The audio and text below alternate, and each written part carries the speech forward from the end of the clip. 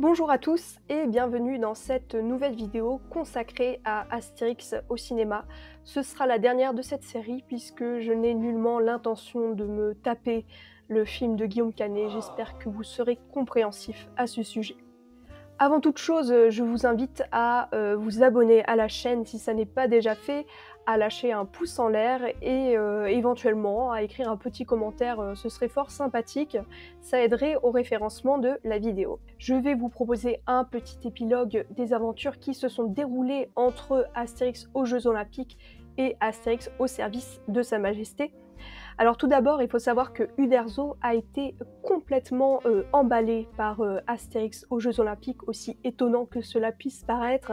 Il a adoré le film et il a même offert une planche dédicacée donc de la BD originale à Thomas Langmann, tellement il a aimé.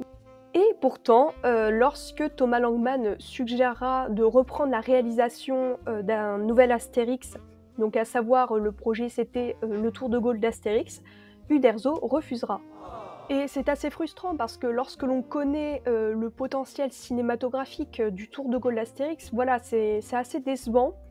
Donc j'espère, hein, je souhaite vraiment qu'un jour un réalisateur sérieux prenne le projet en main et nous fasse un bel Astérix. Je pense que ça donnerait lieu à un chouette film. Uderzo a ainsi l'habitude, comme vous l'avez peut-être observé, de péter les burnes lorsqu'il s'agit d'adapter Astérix au cinéma. En effet, c'est lui qui a le dernier mot, donc c'est lui en fait qui choisit les adaptations. Or, il semblerait, en tout cas c'est ce que les spécialistes d'Astérix affirment, que Uderzo en fait serait en quelque sorte jaloux de l'héritage de Goscinny, et c'est la raison pour laquelle il n'aime pas l'adaptation d'Alain Chabat, parce que Alain Chabat s'est réclamé à fond de l'héritage de Goscinny, tandis que Astérix aux Jeux Olympiques, lui, met beaucoup plus en avant l'héritage d'Uderzo. Ça me fait de la peine hein, de reconnaître ça, parce que Uderzo, comme Goscinny, quand j'étais petite, c'était des demi-dieux. Voilà, je les vénérais. Et c'est vrai qu'au fil des années, j'ai pu me rendre compte de la face sombre en fait d'Uderzo. Goscinny, c'est toujours un demi-dieu pour moi.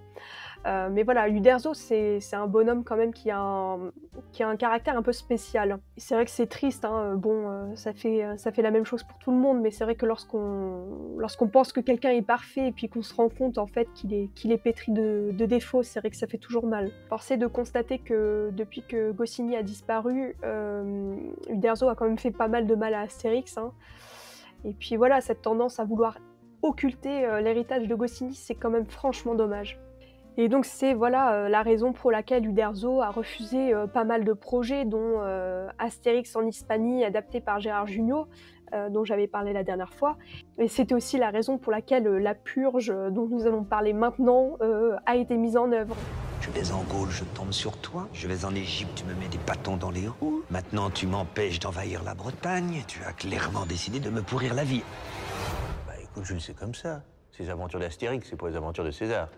Alors ce film, Astérix au service de Sa Majesté, je l'ai découvert par le truchement de ma petite sœur, qui l'a regardé bien des fois. Et c'est un film qui l'a plongé dans des abîmes d'hilarité assez stupéfiants, quand on voit le niveau de drôlerie du film. Bon, après, pour sa défense, elle avait 8 ans. Alors, qu'est-ce que ça raconte-t-il? Eh bien, c'est tout simplement un mélange de Astérix chez les Bretons et Astérix et les Normands, donc deux excellentes BD. Donc, normalement, le scénario est solide, mais ils ont décidé d'y mêler d'autres éléments. Voilà, encore une fois, on va avoir des micro-intrigues amoureuses complètement nulles dont on se fout. Il a fallu qu'ils viennent polluer un scénario pourtant béton avec des intrigues amoureuses nulles. Donc l'histoire commence avec Jules César qui décide d'envahir la Bretagne, donc c'est-à-dire l'Angleterre. Et donc la reine d'Angleterre, jouée par Catherine Deneuve, dont nous reparlerons, décide de faire appel aux irréductibles gaulois pour lui venir en aide, donc pour obtenir de la potion magique évidemment, pour lutter contre les Romains. Et parallèlement à ça, Astérix et Obélix se voient confier la mission d'éduquer Goudurix, donc le neveu d'Abraracourcix, le chef du village. Goudurix qui est donc un jeune adolescent rebelle. Et donc, comme ils doivent aller en Angleterre, ils décident d'emmener Goudurix avec eux justement pour pouvoir parfaire son éducation, pour pouvoir le rendre plus mature. Ils se disent que voilà, cette aventure-là va lui forger un peu l'esprit. Donc ils l'emmènent avec eux pour aller aider les Bretons. En effet, parce que donc Jolitorax, l'émissaire de la reine d'Angleterre, vient demander de l'aide aux Gaulois. Ils vont donc devoir en fait transporter un tonneau de potions magiques, Astérix, Obélix, Jolitorax et Goudurix jusqu'en Angleterre, et donc le protéger des Romains qui finissent par savoir qu'effectivement il y a un tonneau de potions magiques qui circule. Et donc à cette histoire se mêlent des histoires d'amour. Donc en effet, Jolitorax, il a une copine, Ophélia, qui est jouée par Charlotte Lebon, et dont Goudurix et Astérix vont tomber amoureux. Goudurix va tout faire pour pécho Ophélia, et il va réussir, il va réussir à l'embrasser lors d'une scène où ils ne sont que tous les deux. Ce genre de truc, c'est vraiment trop nul, on se demande ce que ça vient foutre dans Astérix. Et donc la jeune Ophélia a une dame de compagnie, jouée par Valérie Lemercier, qui ressemble drôlement à Alice Sapritch dans La Folie des Grandeurs. Ça doit être une sorte de parodie, mais vraiment pas terrible. Et elle aussi va avoir droit à sa petite histoire d'amour avec nul autre qu'Obélix.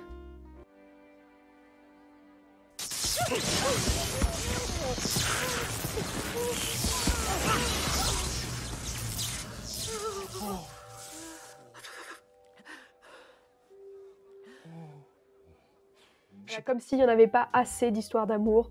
Donc Astérix, Obélix, Goudurix, Jolitorax, tous les personnages ont droit à leur histoire d'amour. Ça vient vraiment juste polluer un bon scénario. Normalement, les seuls enjeux de devoir protéger le tonneau de potions magiques et de sauver Goudurix des griffes des Normands, ça devrait suffire à avoir un bon scénario. Déjà, j'ai une petite réserve sur le fait d'adapter Astérix chez les Bretons et Astérix et les Normands. Pourquoi ? Parce qu'il y a un peu quand même un effet recyclage, dans la mesure où, 6 ans auparavant, on a eu le dessin animé Astérix et les Vikings, donc qui est juste l'adaptation copier-coller de Astérix et les Normands. Et un peu plus tôt aussi, on a eu Astérix chez les Bretons en dessin animé. Donc certes, c'était 2 dessins animés, mais il y a quand même un peu un effet recyclage, parce que des albums d'Astérix, il y en a des dizaines et des dizaines, qui tous méritent d'être adaptés au cinéma. Enfin, je veux dire, la plupart sont dignes d'être adaptés au cinéma. Et donc déjà, c'est un peu dommage de faire la redite avec les 2 dessins animés.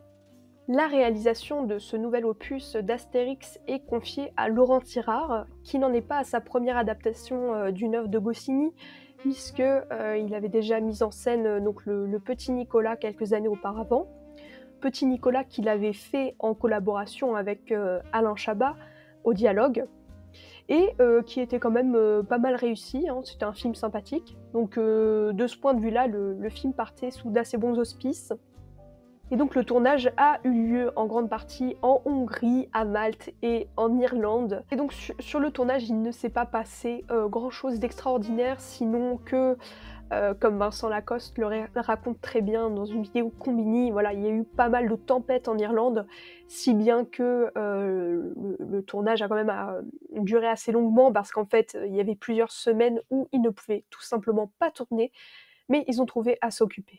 On était au fin fond de l'Irlande, dans un village où il y avait juste une rue avec 2 pubs, où genre globalement il y avait uniquement soit de la Guinness et des fish and chips, soit rien d'autre en fait, juste ça. Chaque matin on arrivait sur le tournage, et je tournais, il y avait plus que Bounty Lanners et moi, et donc on était là, et on allait à la piscine, j'en sais rien, il y avait une piscine dans l'hôtel, donc on nageait, là. Et le matin on allait sur le tournage à 6h, et on restait 3 heures dans les loges comme ça, dans les caravanes, et à 9h il venait nous voir, il disait « Yeah, no shooting today, no, you can go home ». Donc on disait bon hop, et après piscine, fish and chips, et voilà comme ça, pendant vraiment 3 semaines. Par ailleurs, c'était aussi l'année où Vincent Lacoste passait son bac, si bien que donc il l'a obtenu, c'était noté dans son contrat. Il devait absolument obtenir le bac, Et donc il a fêté ça avec Catherine Deneuve quand même. Voilà, je pense qu'on n'a pas tous fêté notre bac d'une manière aussi stylée que lui. Donc il n'y a pas tant de choses à dire que ça sur le tournage. Et puis il y a eu la promotion du film. Donc on a reproché à Astérix aux Jeux Olympiques d'avoir une promotion vraiment très bling bling. Là, ce qui a été mis en avant pour ce film, c'est que c'était un Astérix plus modeste, plus humain, peut-être un peu trop modeste d'ailleurs. Hein. On dirait vraiment un film à bas budget. Et puis, notre GG national s'est chargé en grande partie de faire la promotion du film, puisqu'il y a eu un incident en fait dans un avion, une histoire dont vous avez sans doute entendu parler. Voilà, on lui a interdit l'accès aux chiottes et notre GG, ne pouvant se retenir, hein, tel un enfant de 5 ans, a pissé dans une bouteille. Voilà. Et ce petit incident vraiment qui aurait pu passer à la trappe hein, si ça avait été quelqu'un d'autre, a fait les gros titres des journaux, mais vraiment partout dans le monde. You were in all the papers because you were going to Ireland, weren't you? You were flying to Ireland. Yes, I pee on the plane, yes. Et en fait, je pense que ça a grandement profité au film, puisque d'ailleurs, donc oui, ils en ont profité, ils ont fait un sketch, Édouard Baird et Gérard Depardieu, déguisés en Astérix et Obélix, donc en reprenant cet incident et en le mettant en scène, hein, comme si c'était Astérix et Obélix, pour donc la promotion du film. Donc finalement, ça leur a servi. Super, thank you. J'ai besoin d'un sanglier. Attends qu'on ait décollé. Non, je ne peux pas attendre, il m'en faut un maintenant. Mademoiselle, je peux avoir un sanglier? Après le décollage, monsieur. Voilà.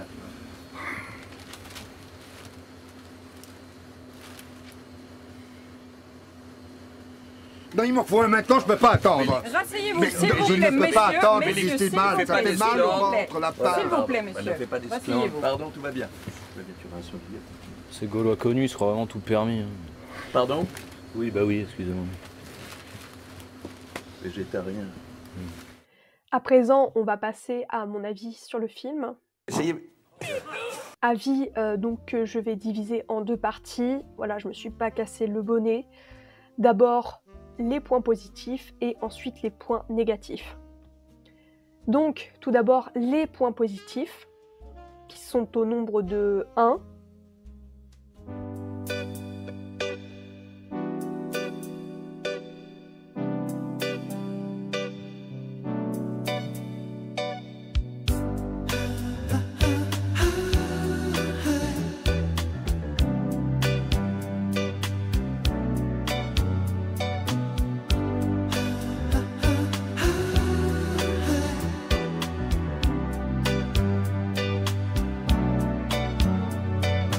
À présent, nous passons au point négatif, hein, et puis là je déroule mon parchemin qui est très long.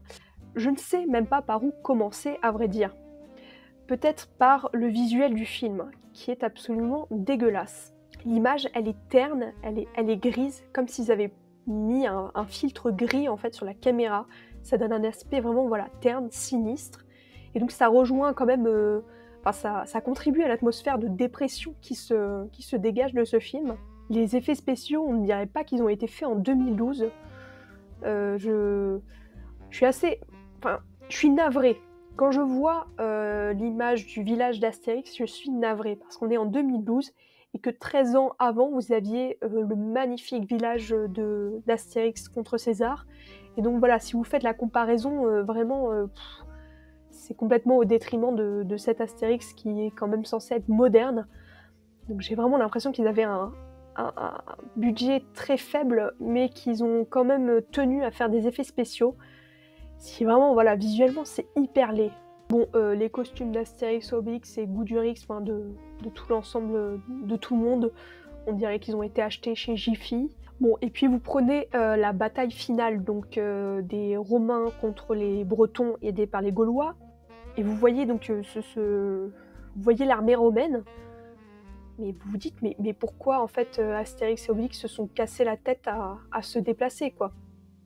C'est navrant. On dirait qu'ils sont 3 pélos. Enfin, j'exagère bien sûr, hein, ils sont plus que 3, mais ça donne vraiment une impression de bas budget, quoi. On a vraiment l'impression qu'ils sont très peu nombreux et ça valait pas la peine de se déplacer à Astérix et Obélix. Hein. Évidemment, le scénario est un gros point noir, hein, je l'ai déjà évoqué parce que on part sur la base de 2 excellents scénarios hein, qui sont adaptés des bandes dessinées, et puis on vient donc y foutre des micro-intrigues amoureuses qui sont... qui polluent le scénario, et puis en plus ça donne lieu à plein de scènes gênantes. Moi je suis désolée quand Goudurix force Ophélia à l'embrasser, bah c'est gênant, c'est nul. Vraiment. C'est quoi la vraie fausse? Ça. Ce n'est pas convenable. Oh là, mais est-ce que vous êtes coincés, vous les Bretonnes? À l'UTES, les filles, elles sont moins difficiles, hein. Vraiment? Bah oui, elles ont compris que s'embrasser, c'est pas une question de convenable ou pas. C'est juste une question d'envie, de moment, et là, c'était le moment. Mais bon, si t'aimes pas ça... Non. Attendez.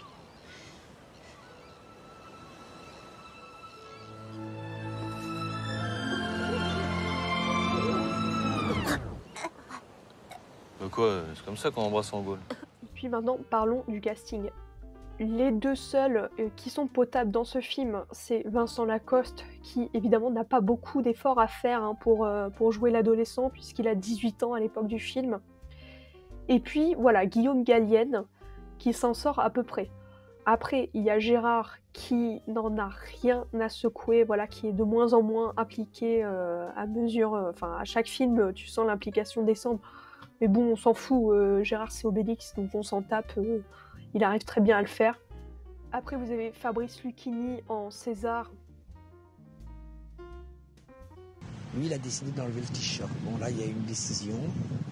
Mais tu vois, tout est mystérieux. Pourquoi cet homme a tout d'un coup décidé une déglingue totale, il enlève le t-shirt à ce moment-là. T'as vu comme les mecs suivent sans aucune détermination. D'ailleurs, plus personne suit, là. Ils savent plus ce qu'il faut faire, mais enfin bon, il y va à droite. Il perd déprimé. Tu vois, c'est un bourge, mais il a l'air totalement déprimé. Il sait plus ce qu'il faut s'arrêter, pas s'arrêter. Eux, ils s'arrêtent, lui, il veut pas. Il y a rupture avec le groupe. Tu vois, regarde, il a une espèce de gros moment où bon, non, il y a révolte. C'est-à-dire qu'il veut plus rien. Il veut même plus qu'on parle. Il en peut plus de sa meuf qui parle. L'autre est plus en forme, voilà, il adhère. Mais l'autre, il en a marre. L'autre est en super dépression. D'ailleurs, l'acte de désinhibition d'enlever le t-shirt était déjà les premiers symptômes d'une déglingue. Il est étonnant, hein, le torse nu. Hein. C'est comme moi, c'est 24 Lexo le matin et il prend 4 somnifères de Stilnox et regarde, il se tient plus debout. Regarde, c'est la déglingue. Bon, allez, on s'arrache. Hein. Moi, ça me déprime, la plage. Fabrice Lucchini que j'adore, mais c'est la dépression. Catherine Deneuve en Reine d'Angleterre, ça va pas du tout.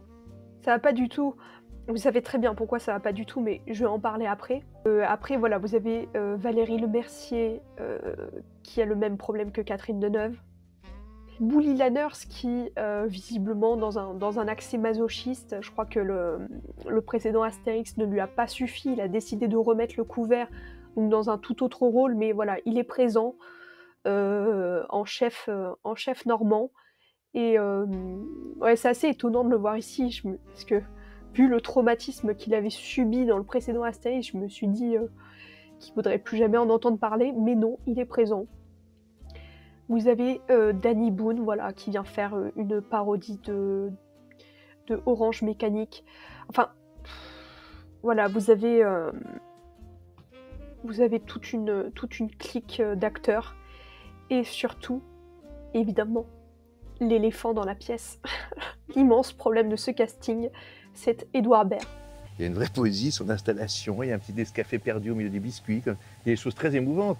Il y a un tout petit gars qui est là dans un monde hostile, il est là. Je n'ose pas se retourner parce qu'ils sont en majorité. Ils sont très grands, il est petit, comme ça, il est touchant. Hein. Si on l'achète, on ne sait pas, il est peut-être bien, peut-être qu'il fraternise, je ne sais pas. Il est émouvant ce magasin, les choses sont incertaines, quoi. Édouard Baird, que j'adore, mais qui n'a pas du tout sa place dans ce film.